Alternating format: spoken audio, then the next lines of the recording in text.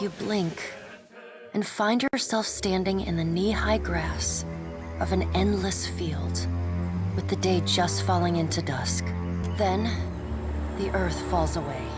The wind ceases, and you are sent tumbling up into the dark of the sky. Watcher. The voice of the pallid night shakes the earth at your feet. You have returned to Bareth's realm, your soul once more called to attend the wishes of the god of death.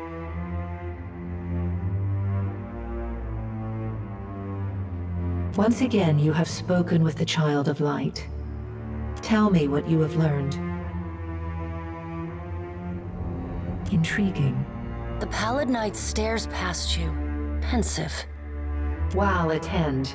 Tell me what your many eyes perceive. Her words ring out, and a heavy silence descends. In the silence breaks the murmur of countless voices. They speak all at once in languages both known and unknown to you. In the space beside Bareth, an eye blinks open, followed fast by several more. They are round, keen eyes of Kith, the slit eyes of snakes, the small, dark marbles of birds, the bulbous lanterns of deep-sea fish. Here we are.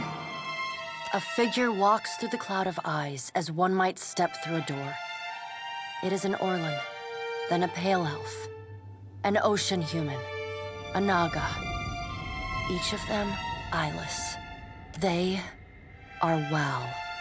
This is the first interesting thing to happen in ages. And we do so love a riddle. The figure wears an Amawa's grin, and the many voices beneath its own titter.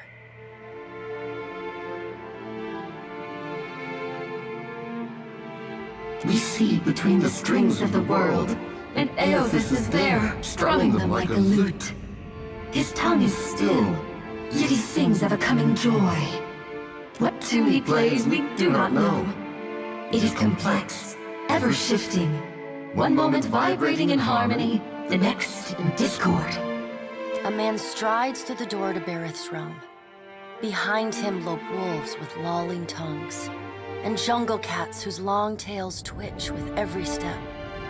Galawain, the changeling, arrives, and he brings with him the wild heart of Aora's untamed places. Fast on Galawain's heels, a small wave of seawater washes across the tiles. It pours off the edge of the platform and cascades down into the beyond. From out of the water rears a glowing lure, then the head of a gigantic fish. The round black eyes of Andra roll to meet yours. Eothas is nothing if not resourceful. I admire his nerve. In the changeling's voice, you hear the soft patter of rain on leaves and the rush of wind through treetops.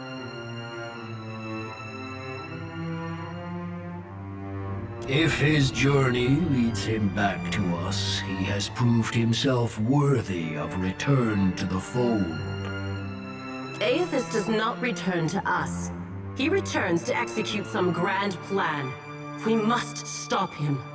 Andra's voice rises like a tide, panic riding its crest.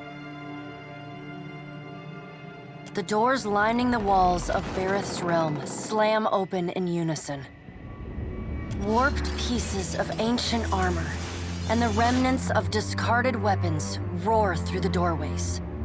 They meet in the center of the room, in a shower of sparks, and form the vague figure of a man.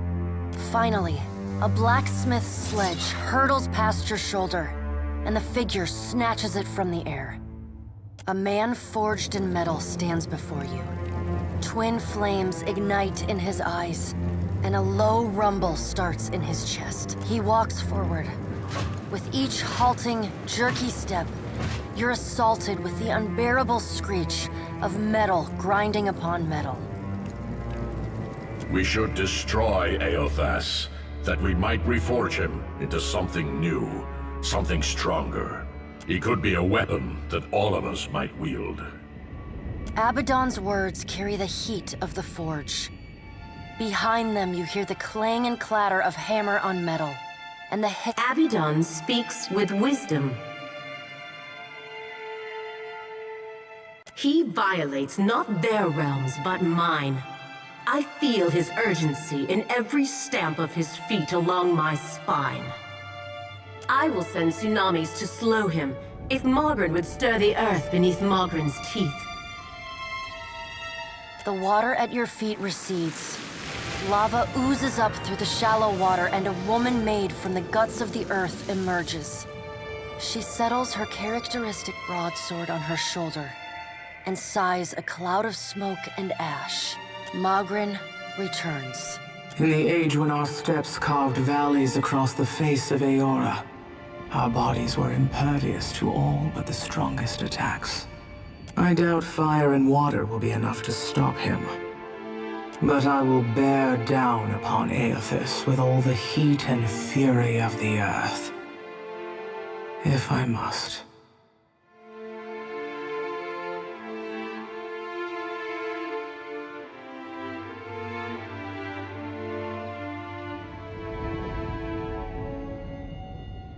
The deep, bellowing cry of an aurochs shakes the ground beneath your feet. The cry drones on and on, a moan without end.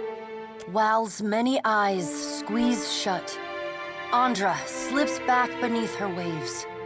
Mogren dissipates in a swirling cloud of steam. Galawain's beasts cower and whine. Only the pallid night stands impassive.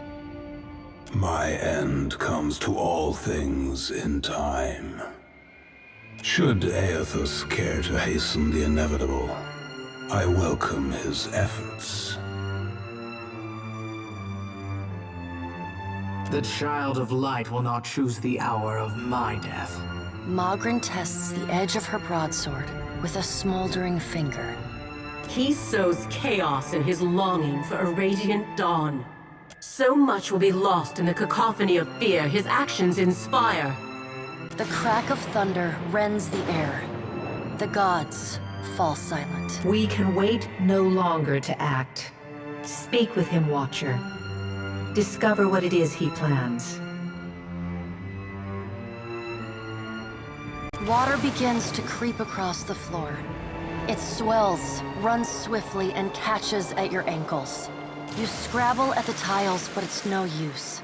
The current's pull drags you off the edge of Berith's realm, and into the fathomless beyond. You splash down in water so dark you can't see the bottom. Then, the water recedes, gone like a dream upon waking. The hard wood of your cabin's floor presses against your spine. The gods are gone, but you remain.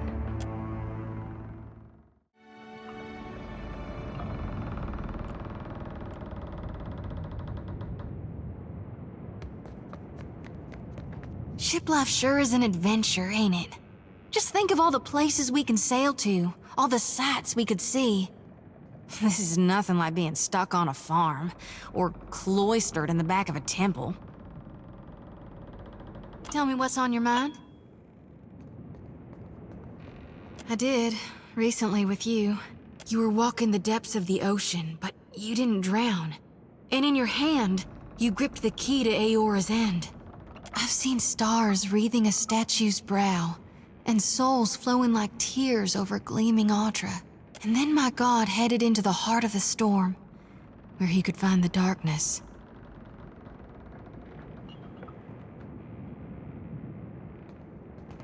We talking during the Saints' War, or after he died? Well, before he died, he was still Aethys as the majority of my brethren know him. Aethys embodied a human, and when that human got blown to bits, we all believed Aethys died.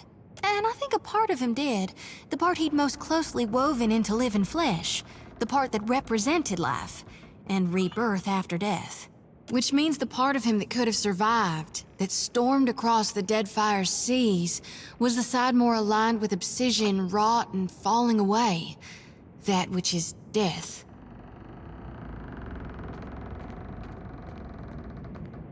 No need to fiddle-foot around. I'm listening. Sure thing, Watcher.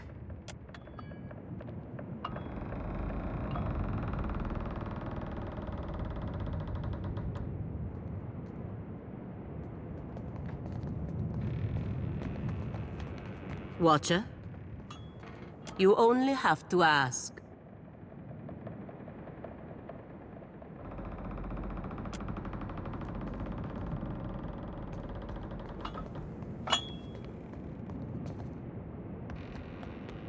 What's on your mind? Wasn't what I expected, I know that much. I had this idea that maybe I'd get along with him. Either 'cause he was like his mom, or 'cause he was like, But it was like somebody talked him out of his personality. And when he looked at you, you got the feeling he was looking at someone a long ways behind you. It's not his fault. He's alone out here. And his mom was such a force. If she was so sure of herself, she'd have had that cult leader following her. Hard to replace something like that. You look like you have something on your mind.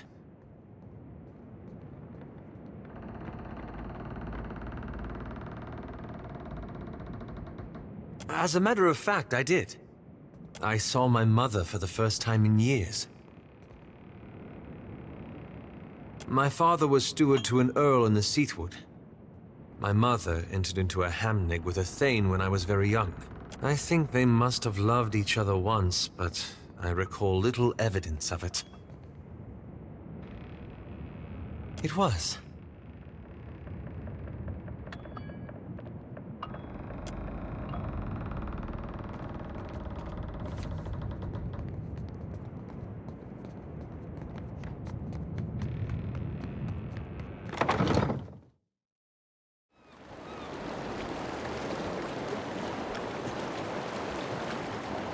This be important, lass, so listen So, close. we're back. Whatever you be Did you miss us?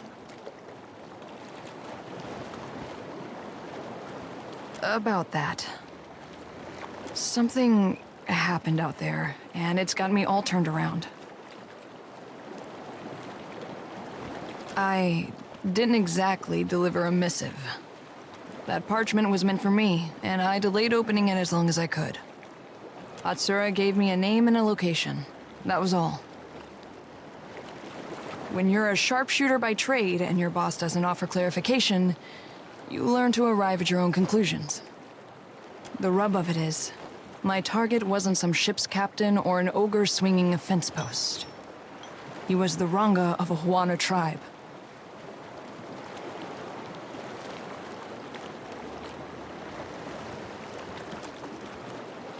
The village was beachside.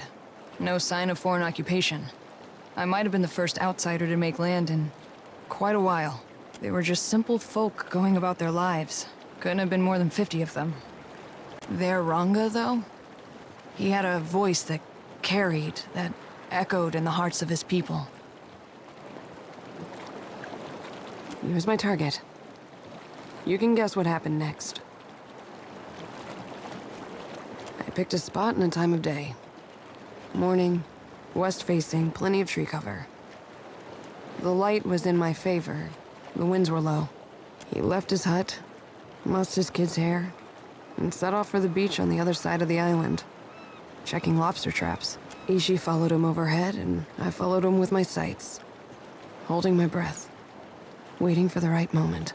And then I stopped. I pictured all those captains I'd riddled with holes and wondered, is this how we treat civilians? Is this how wars are won? I shot him in the back of the head. He was a corpse before he hit the ground. It took a while for his kin to find him, but only seconds to figure out that he didn't die of a weak heart.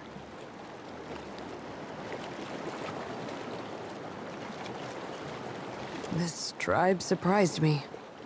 They acted like I kicked over their anthill. They got mad. They got to work. The old Ranga went onto a pyre, and the new one snapped into place. She took up the call for unity while the embers were still warm. Acted like I hadn't just killed her boss for doing the same thing.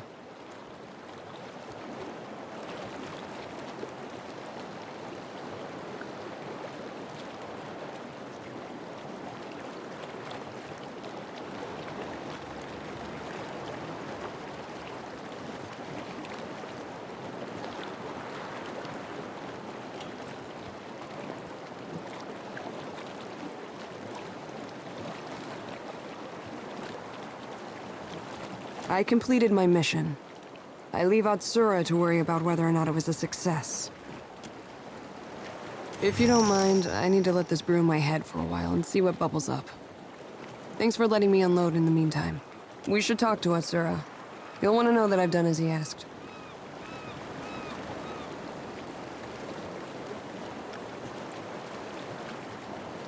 I've got some answers. Well, my parents came from the Deadfire. I'm getting a taste of my roots. After they immigrated to Rawatai, their talents caught the Ranganui's eye. He saw them as this spectacle, this achievement of the old country, I guess. So they were honored guests.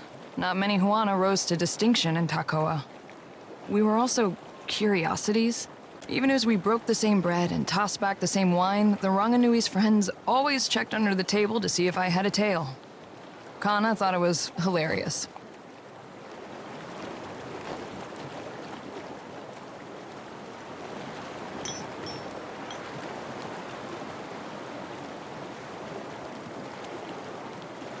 You're telling me. Growing up in the Ranganui's shadow wasn't all bad. We had tutors and advisors at our disposal, and lots of folk from stranger parts than these. I spent my days learning to shoot, while my more academic siblings learned to express themselves. I leave you to judge who spent their time better.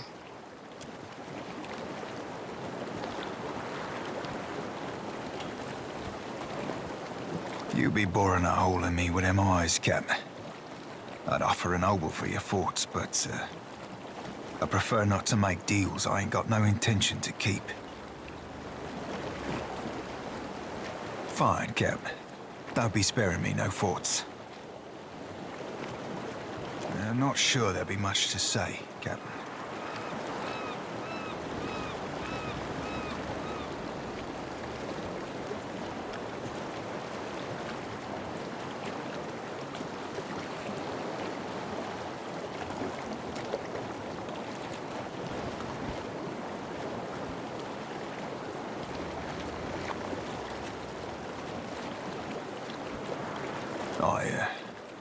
Be appreciating the sentiment, I suppose.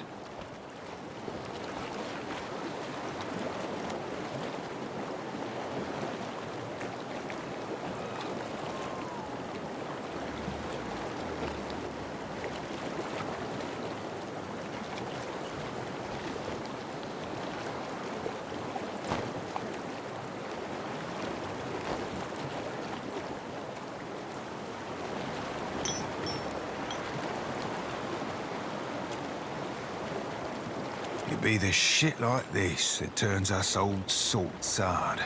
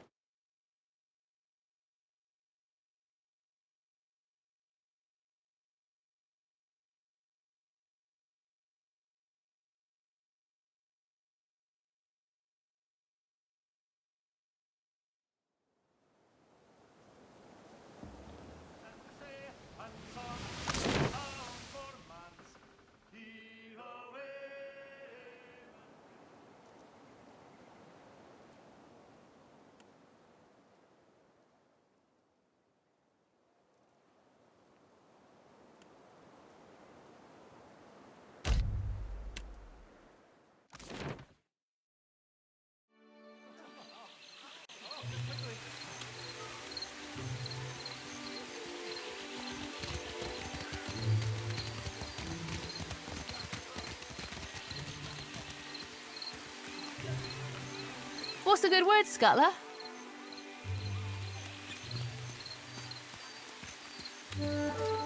He's well scuttled, then? Blimey, you're keen at this. There's more work in your future. Just give me the usual signal, eh? You'll be scuttling a Valian captain next. Rock Stomper Rodul is a mountain dwarf with a penchant for sinking freedom lovers. So you'll be doing me a personal favour scuttling his craft. Knowing the Deadfire waters are short, a pirate hunter is worth 10 times its weight in pyres. Hate to say it, Scuttler, but I'm tapped out. My client's gone awfully quiet, so we're both better off sailing for the next horizon.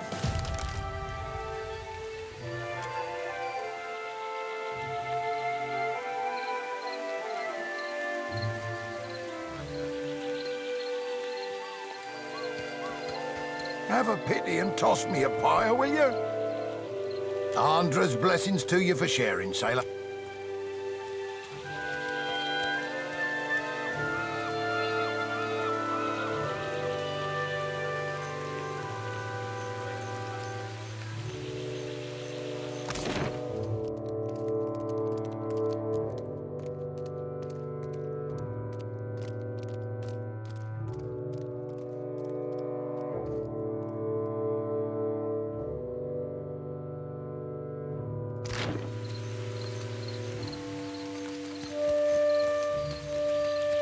Hello there. Anything I can do for you, just say the word. With pleasure. Teaching is my specialty, after all. I'm gonna pack your brain with so much knowledge, you're gonna have a headache for a week. Oh, excellent.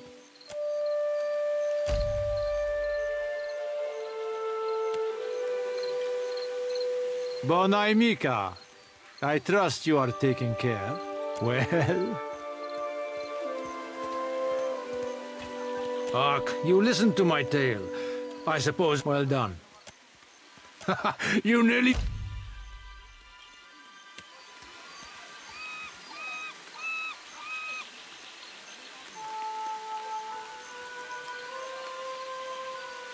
Indeed.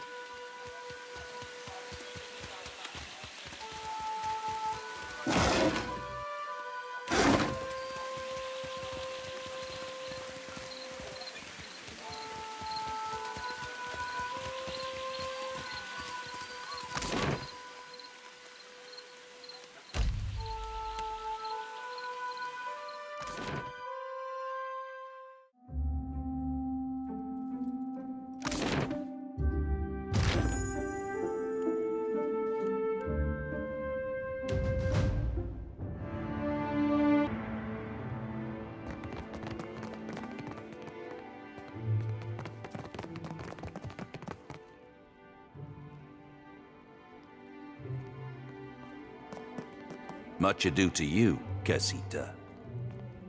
A word of advice. Guard your back in dunnage. You have not yet carved a name for yourself or your crew. Yet you choose to swim in a sea of sharks. Should one take a bite, the Consuelo will not intervene. Elsewise, how might I be of assistance? Yes, our Council of Captains. There are 7 seats on the Consuelo, each occupied by a high-ranking captain within the Principe.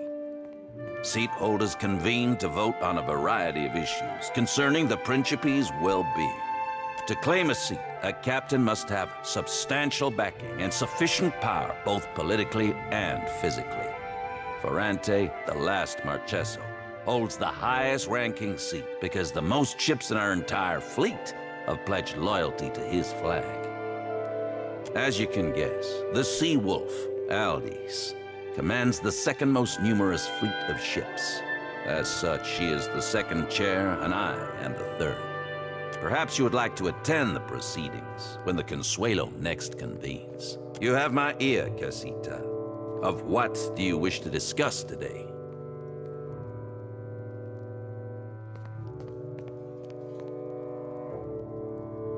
You may have noticed a divide between old blood and the new, by which I mean those who descended from or otherwise hold Old Valia in grand esteem, and the varied enough and uncouth recruits we have since brought into the fold. I assure you, the latter was supremely by necessity. Though perhaps I'm ill-equipped to throw stones. As a casita of some repute, you will be most welcome in the king's coffin.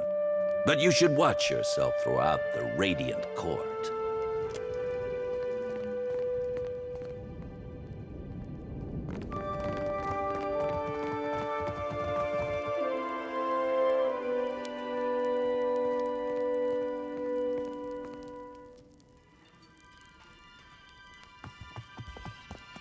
Ah, Watcher. Good, you have arrived. A little seabird informs me that you have dealt with our mutual problem, the scoundrel Benoit. I must admit, I did not expect you to leave him alive, but I think it a shrewd decision.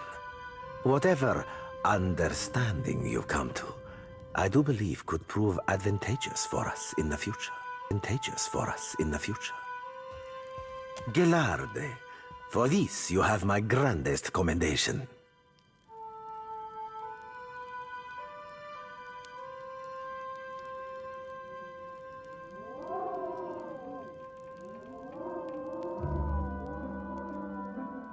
No, as my memory serves me, you did not. And as promised, I have prepared for you a fine prize. However, there is another matter of which we must now speak. I must confess to you a bit of a problem has arisen, one which speaks to your expertise with the supernatural. We've sighted the floating hangman that haunts the Deadfire.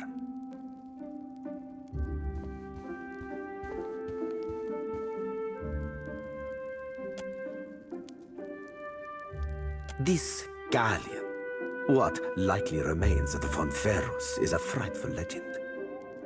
We have been losing ships at sea, Amika, and not to those Valera ship-hunting bastards. I believe the floating hangman may be our culprit. Fortune favors us, as I have procured a survivor from such a recent sinking.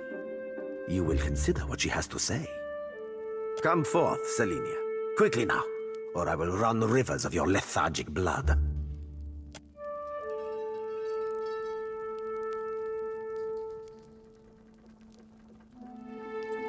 Well, spit it out, Selenia, and try not to embarrass me before our guest.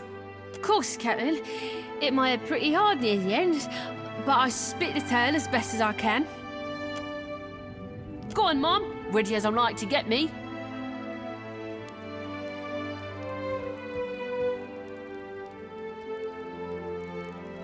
Saw my old crew slaughtered me, my best mates, and even a few I hated. They weren't but blood and meat in the end. It branded the back of my eyes, that moment. High seas, nothing but blue all around. Then, mist so thick you could taste it. Ships sailed from within. Out of nowhere was a hunt, not for loot, but for bodies. The ship, it looked rotted. The crew, they were all undead. Couldn't stop them from boarding, couldn't kill them, couldn't even fight them in the end.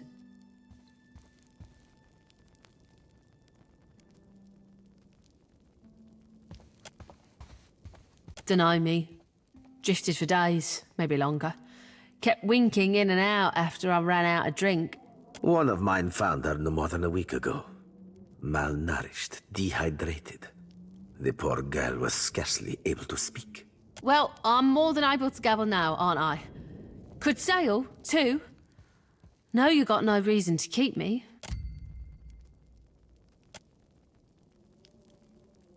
Perhaps there is something else you wish to ask of our guest before she departs from us. Calling me Craven? Huh, sure, I am. Took a knock-in and I was out for a while. When I came to, they were eating Ganasco, our steward. I dropped a dinghy and rode for it. Don't know why they didn't give chase. Don't much care me.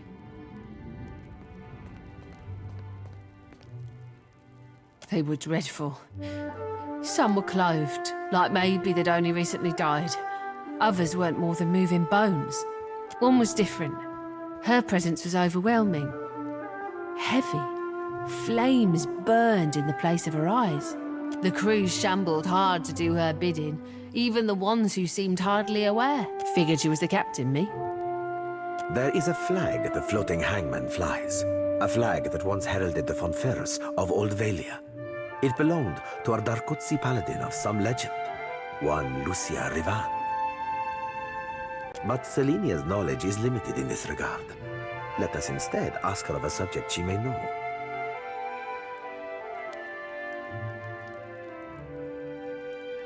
Me and my crew were adept. Alert. Always. No. Weren't no one gonna get the jump on us. Was some magic foul. Just sudden like, the winds died, then this thick fog roiled up, skimmed right out. She belongs to Aldis, who undoubtedly will come to claim her soon. But that is a problem for another time. One moment, Watcher.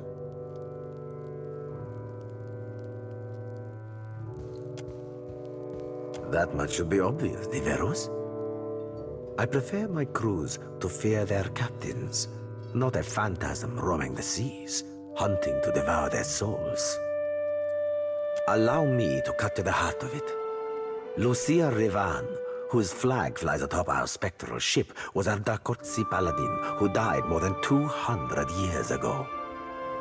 It is my hope that uncovering the details regarding dear Rivan's fate in life may illuminate the nature of her undeath and how to defeat her galleon. Unfortunately, the only soul who could possibly shine more light on our situation lies buried deep within Neketaka. One Isir the Berethian, now well rotted, I presume. Indeed, I do. Though I and mine cannot so openly venture into the depths of Neketaka, nor can we commune with the dead. You, Watcher, are adept in both of these areas. Correct. You must search the Temple of Berath on Neketaka's sacred stair. Izair's tomb within it should contain a chronicle for how and where he slayed our paladin, Rivan. Gelarde, do return when you've any lead that may navigate us to where the floating hangman anchors. I will be waiting.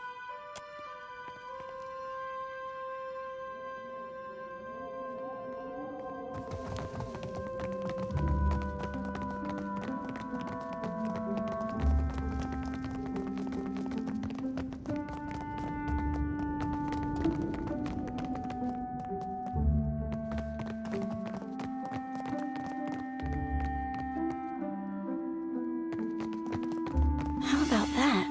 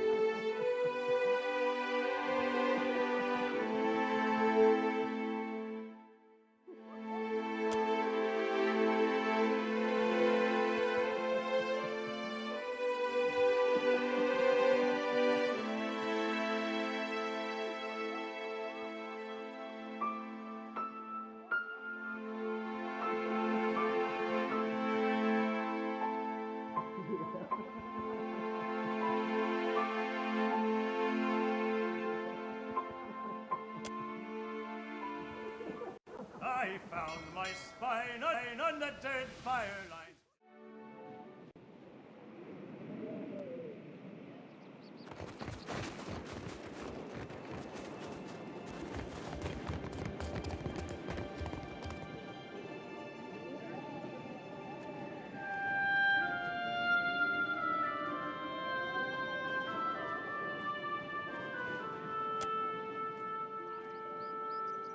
It is you! Come at last!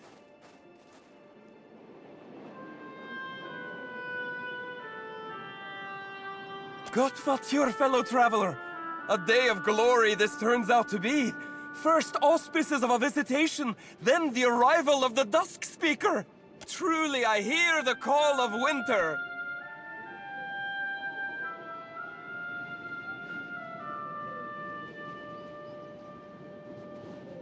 Can't fault your hearing!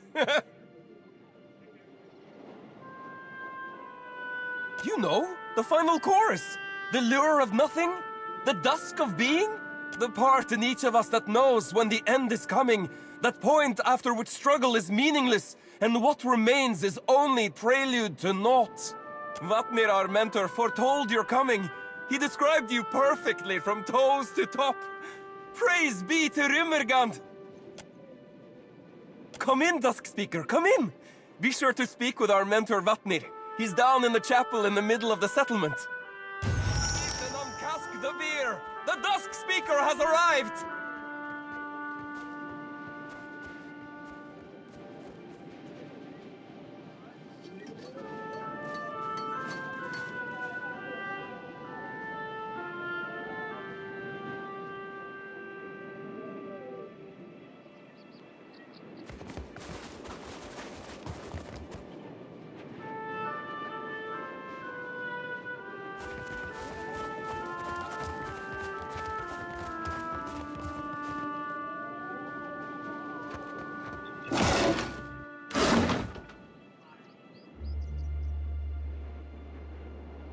I always thought of the beast as having 4 legs. An aurochs, yes. But with the torso of a man. Exactly. Wait, what say? How can God have torso of man and body of orcs? He is a god. He can be anything.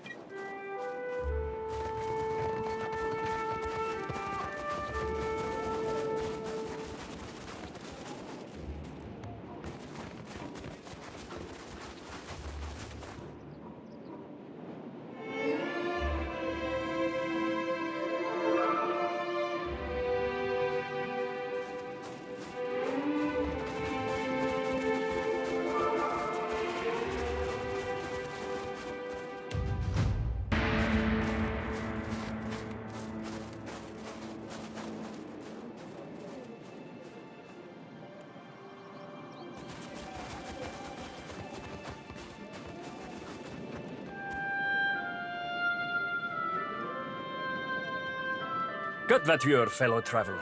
I've room shutta if you seek to banish the chill.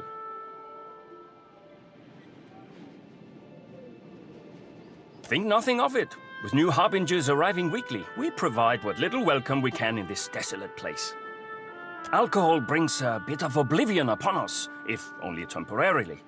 It's my life's work, brewing the perfect rimshota. The difficulty lies in getting the right ingredients. Is there aught you require? The world's end may be nigh, but until then,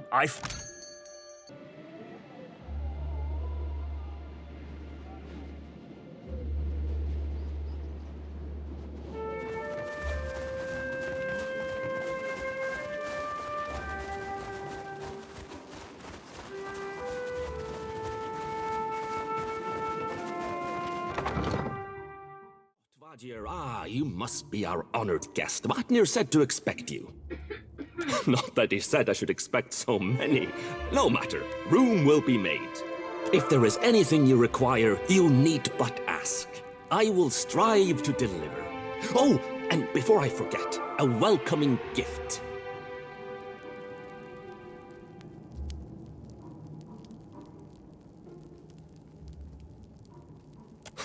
Of course. Aren't you?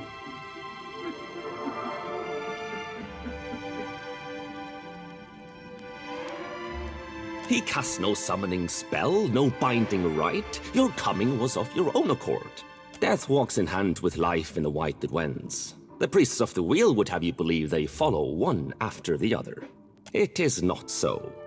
I found a rift once, at the bottom of the world, and in it a camp, a clan's worth of Glamfellan, huddled and still.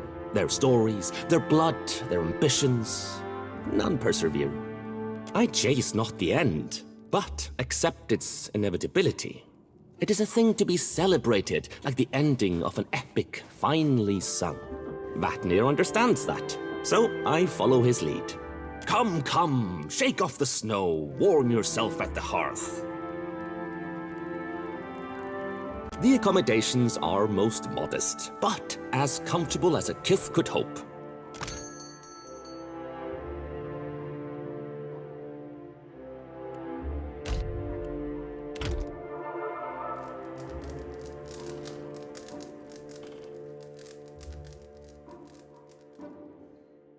Got a notion we ought to talk.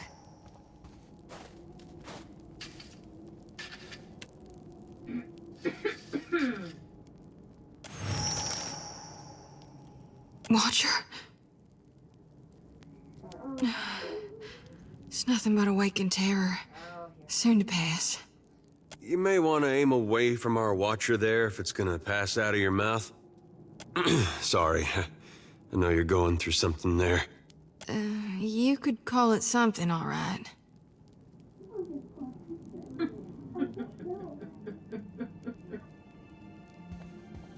Now, there's no need for that. Unless you see those shambling corpses too.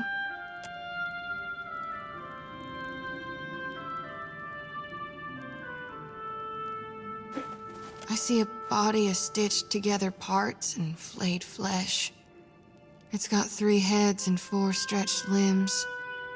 On each of its heads curves 3 white horns from above 3 blind eyes. The beast is big as a mountain, and shambling toward us beneath a sun turned black as slow. I know it ain't really there. Lately, it's been getting worse. Some nights I wake sweaty and shaking. Other times, I'm already awake. I got my eyes wide open, staring down the darkness, watching one lantern after another flickering out. And every soul looks so ripe, darn near rotten with a need for reaping.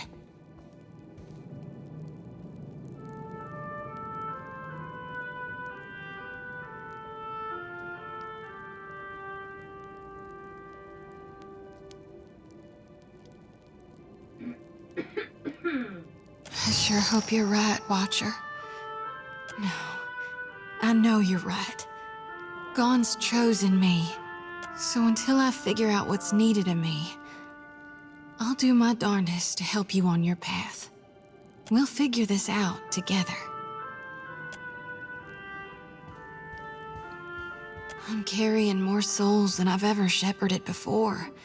So I don't know that it'll work this time, but used to be. When the dreams were riding me hard, I'd cleanse my soul before gone. If we stop by the temple in Nekataka, I can perform the ritual. Please, I need the relief.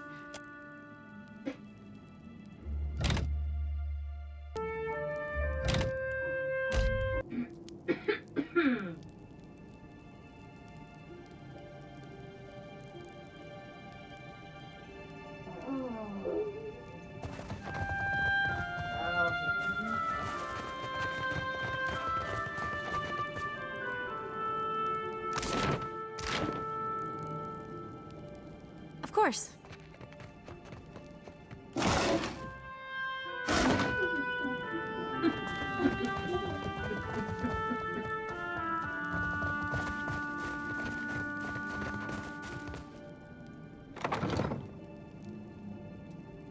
Interesting.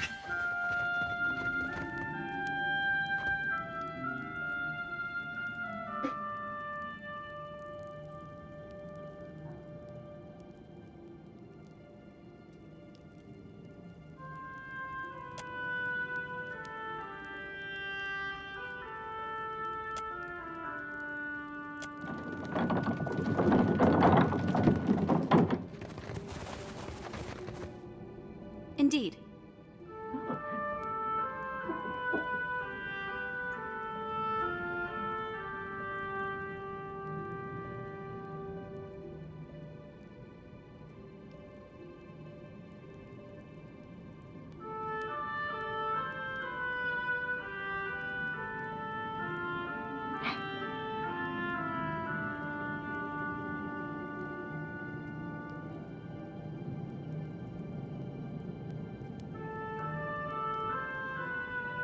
Happily.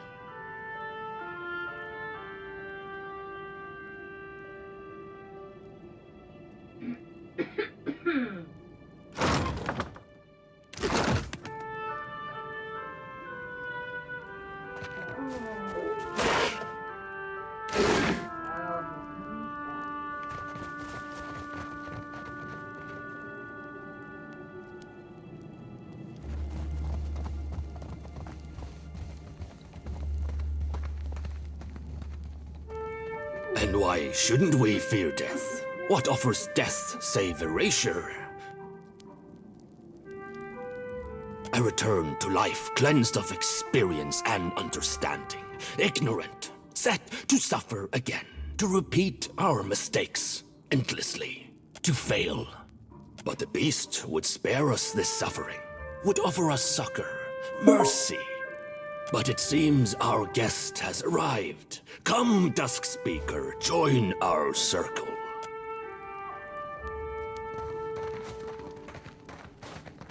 Look upon the Dusk Speaker and be glad, brothers and sisters, for she heralds an end to your suffering.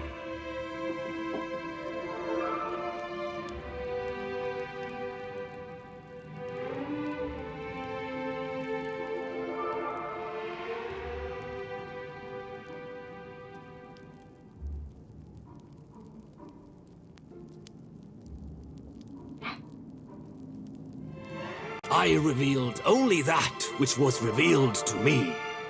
You can't just go around renaming folk without their say-so. I present to you the Watcher of Cadnua, mother of the Defiance Bay riots, in whose wake fell the Hollowbone curse upon the Deerwood.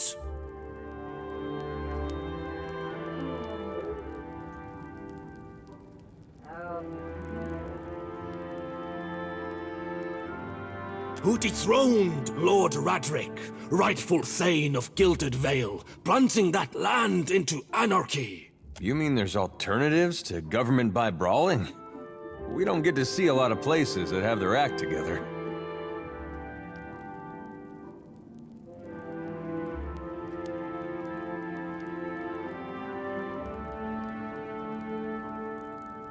And whose very stone and soil gave rise to the great green giant that even now strides across the Deadfire!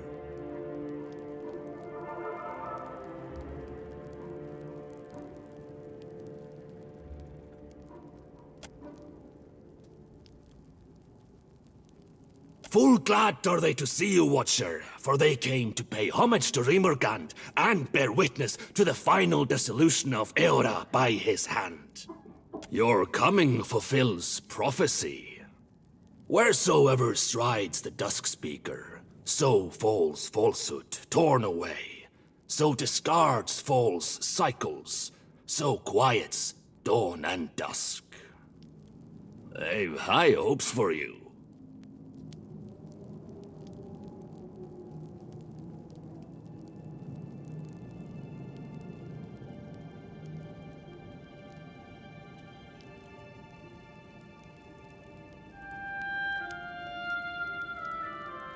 Precisely my point. Whether or not you mean to cause chaos, chaos follows in your wake. You're chosen, whether or not you choose to be. Now, if we may have the pleasure of your company, Dusk Speaker, we've prepared a feast, at least by the standards of our humble means, for your...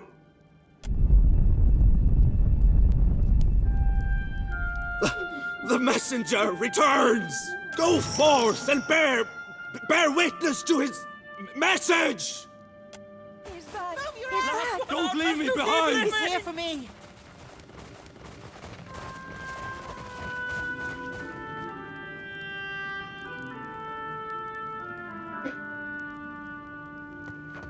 The messenger awaits you. I shall follow close behind.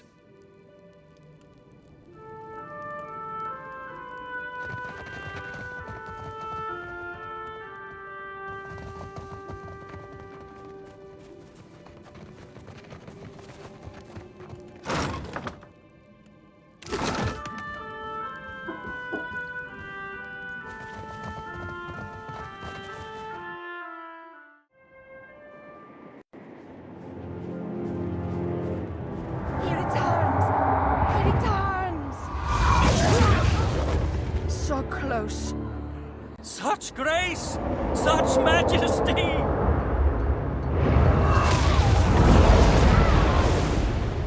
No! Don't leave! Come back!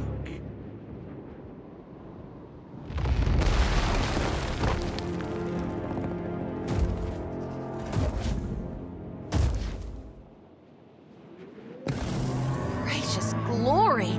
Seems to me they don't want saving. Of course.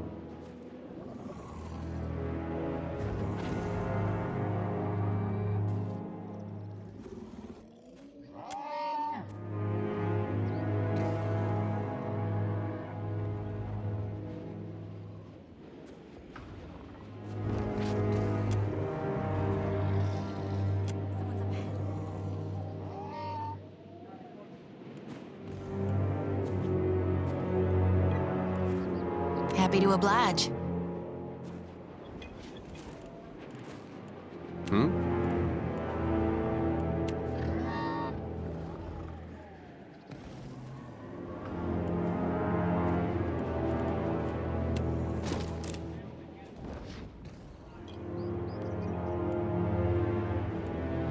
Happy to oblige.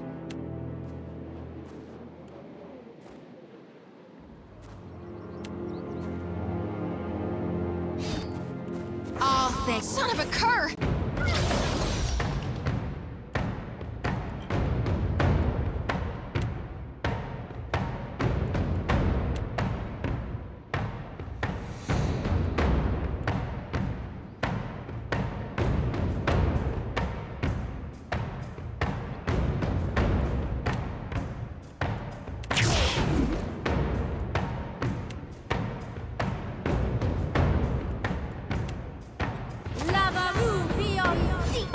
Nothing I can do. No one noticed that, right? Oh, Ixie.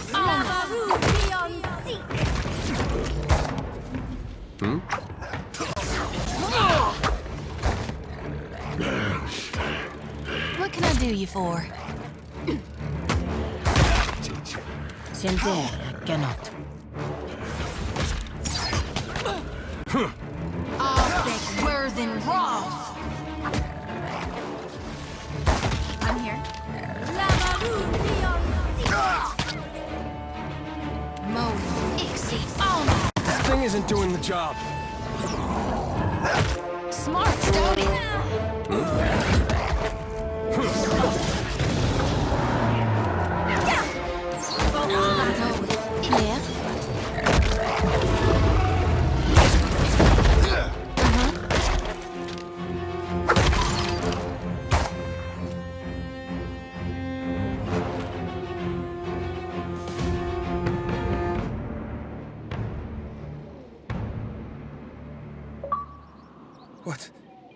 What is happening?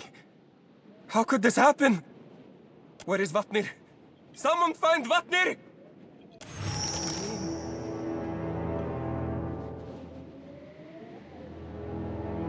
Happily.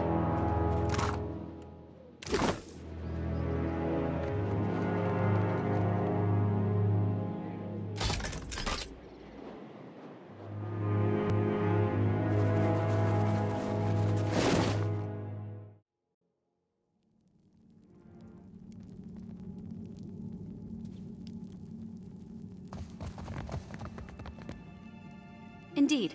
Dusk Speaker! Dusk Speaker! I'd like to speak if you've a moment. You are the Dusk Speaker, Nai? It's all a bit much, isn't it? The end of the world rubbish. Well, we all could, actually. We could really use your aid. There's another group up top, on top of the ice, I mean. High above the watch. They make it very difficult to get to Rimmergund's temple, among other things. Another group of Rimmergund's worshippers. We call them the Lost Pilgrims. They're from the land as well. They came here a few decades before we did, on much the same mission. When none returned, we thought them all dead. Wal only knows. They seem to think they're protecting something. Like the flow is sacred.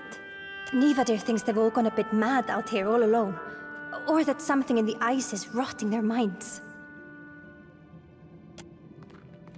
Finally, good news! You've no idea how rare a thing that is. The pilgrims keep camp in the ruins atop the ice wall. High Harbinger Vatnir can explain how to get up there, if he hasn't already. Was there something else you wanted to know?